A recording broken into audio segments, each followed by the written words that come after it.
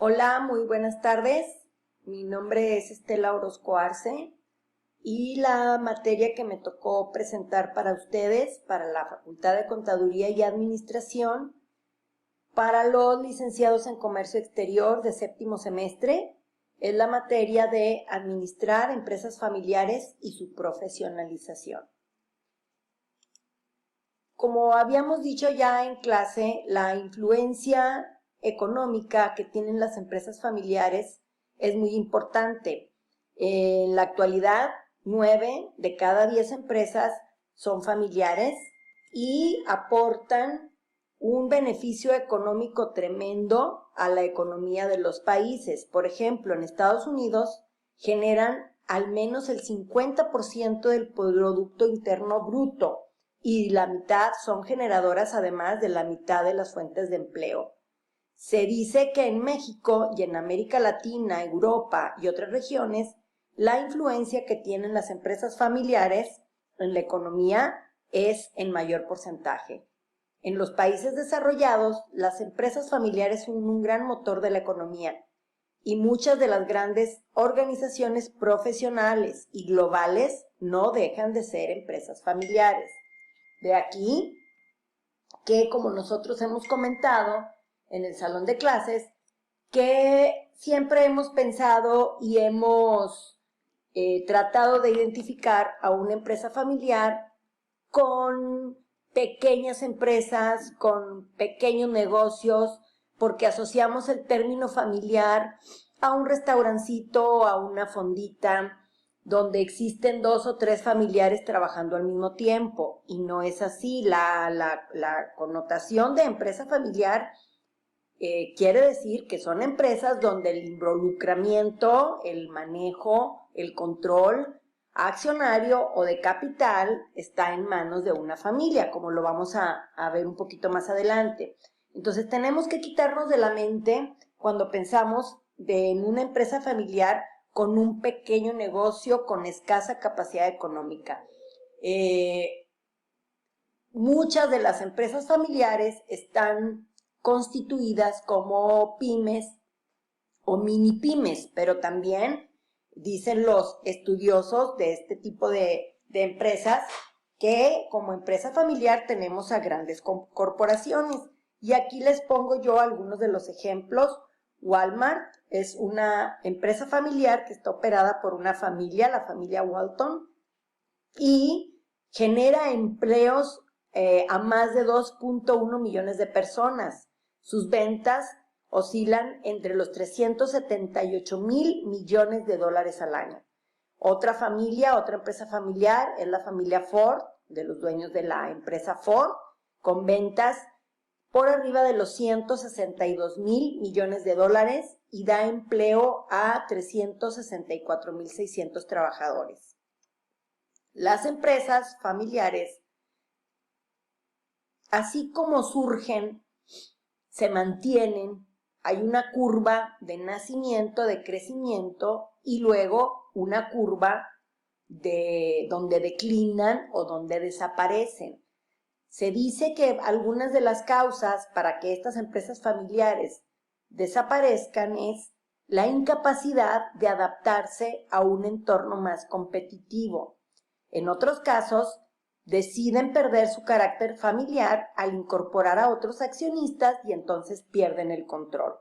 Dicen algunos investigadores y estudiosos en el tema de empresas familiares que una de las características principales de una empresa familiar es que el control accionario, el capital, está en manos de una familia.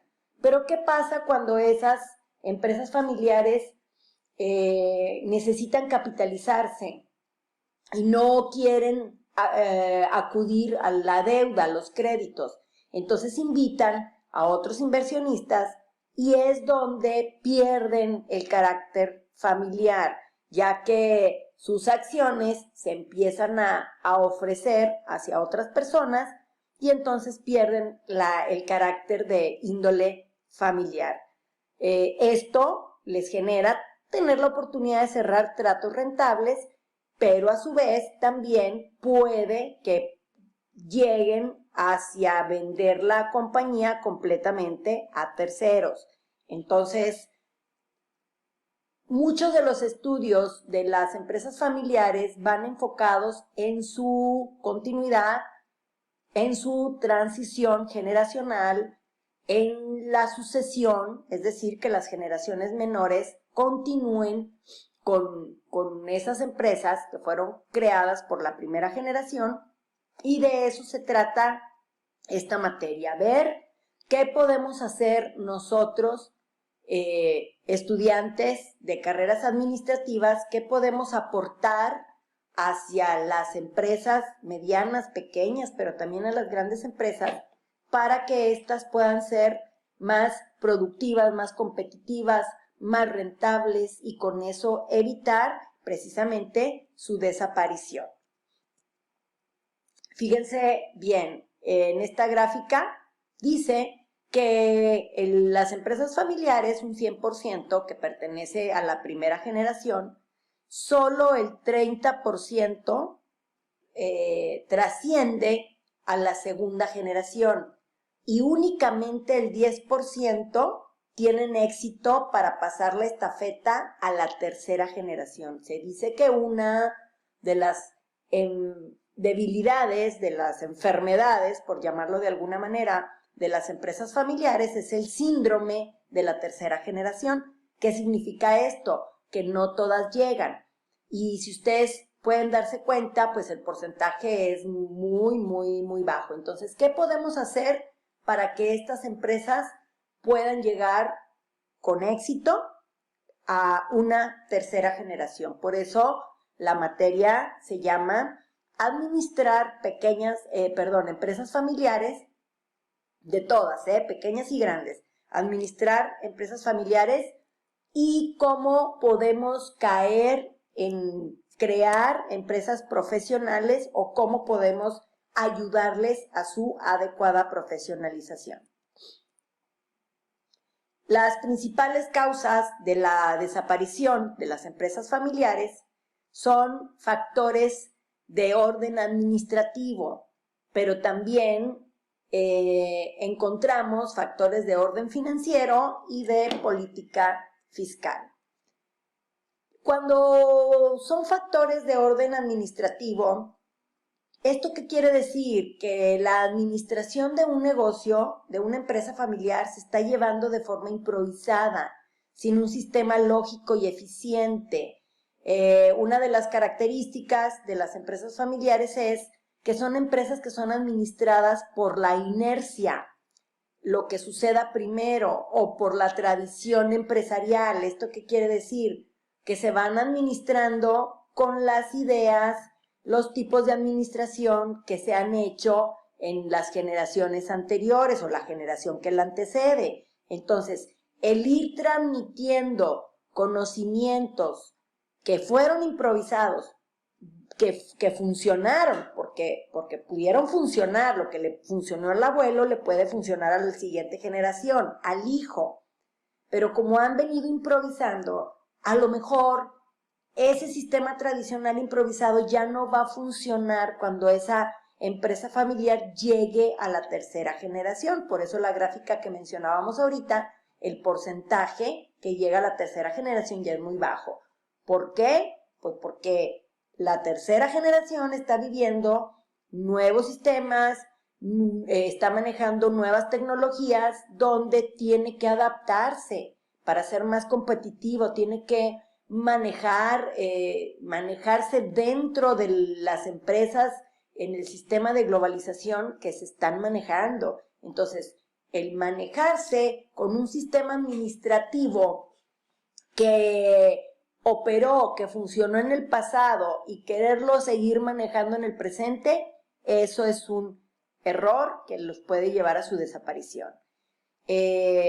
Las empresas deben de organizarse, sí, como organizaciones, administrarse como organizaciones particulares, porque como son empresas donde el poder y la influencia de una familia es muy fuerte, pues tiene que manejarse cada una de forma peculiar y particular por el involucramiento que tiene la familia en cada una de ellas.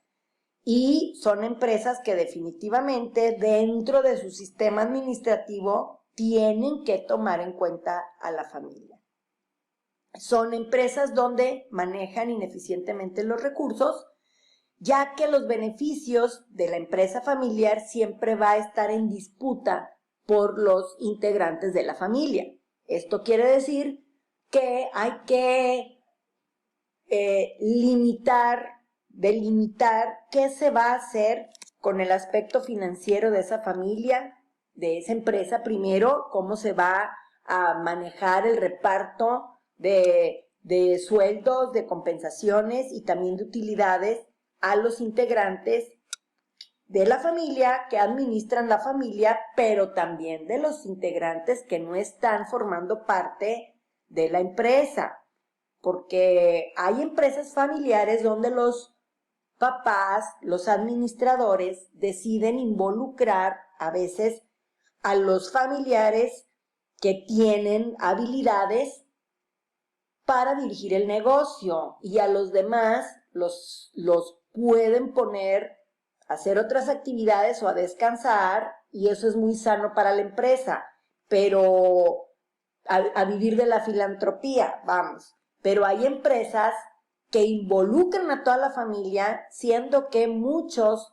de esos integrantes, pues a veces no tienen el conocimiento ni la habilidad, y no solamente van a manejar mal los recursos de la familia, sino que no van a saber cómo administrarlos. Entonces hay que identificar muy bien el juego de roles, el separar las actividades que puede o no hacer un integrante de la familia, que viene desde el orden administrativo y te pega de manera muy dura en la administración de los recursos.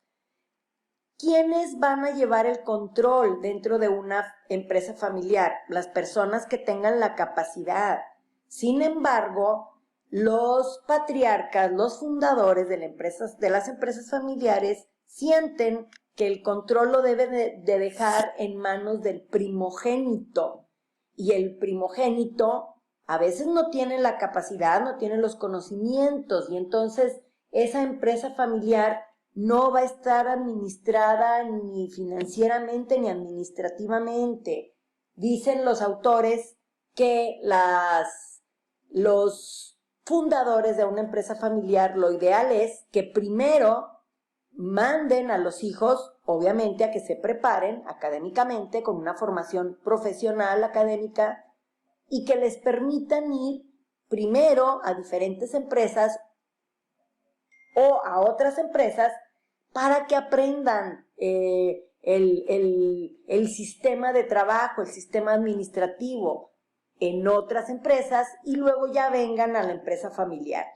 Yo lo traduzco de una manera muy particular, pues ve y echa a perder allá afuera, ¿verdad? Y aprende los errores de afuera para que no los cometas aquí adentro.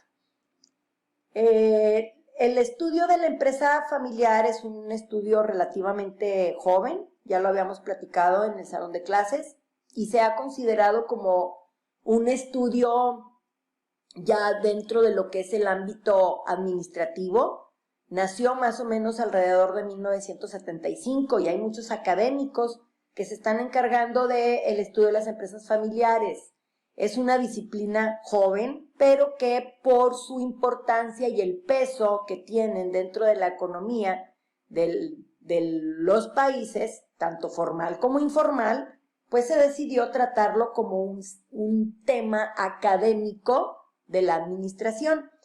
La definición de empresa familiar, bueno, hay muchas definiciones, hay muchos autores, hay muchos estudiosos de las empresas familiares, y cada uno ha aportado diferentes conceptos. Aquí nos menciona un autor que se llama Imanol Belausteguigoitia, un autor mexicano, y define a la empresa familiar como una organización controlada y operada por los miembros de una familia, desde una perspectiva diferente, digamos, espiritual o empresas con alma, y que el corazón de las familias está en la empresa.